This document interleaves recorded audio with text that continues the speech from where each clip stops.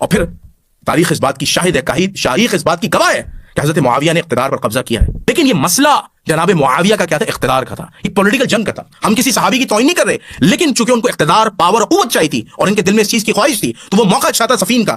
اور ان کے پیچھے ماسٹر مائنڈ، جیسے میں نے آپ کو بتایا، عمرو بن عاص تھے.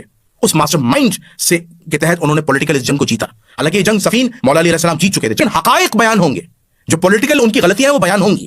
بسم اللہ الرحمن الرحیم. اب ذرا سنیے گا.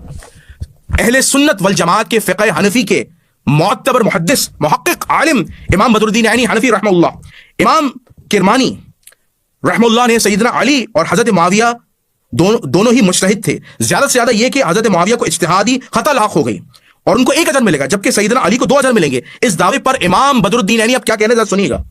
میں کہتا ہوں کہ حضرت معاویہ کی خطا کو اجتہادی خطا کیسے کہہ دیا جائے، اور ان کے اجتہاد پر کیا دلیل ہے. حالانکہ ان کو یہ حدیث جو بخاری و مسلم میں اوپر گزر چکی ہے، جس میں رسول اللہ نے فرمایا افسوس بنو سمیہ کو، یعنی عمار ابن یاسر کو ایک باغی جماعت قتل کرے گی، اور ابن سمیہ عمار ابن یاسر ہیں، اور ان کو حضرت معاویہ کے گروہ نے جنگ صفین میں قتل کیا. اور کیا حضرت معاویہ اس پر راضی نہیں کہ صحابی ہونے کی برکت سے اللہ تعالیٰ ان کو برابر چھوڑ دیا جائے کہ انہوں نے خلیفہ برحق سیدنا علی کے خلاف بغاوت کی.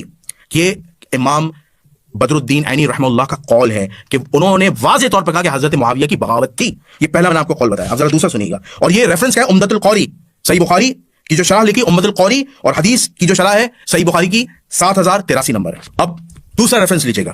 اہل سنت والجماعت کے ایک اور ائمہ امام ابن حجر اسقلانی.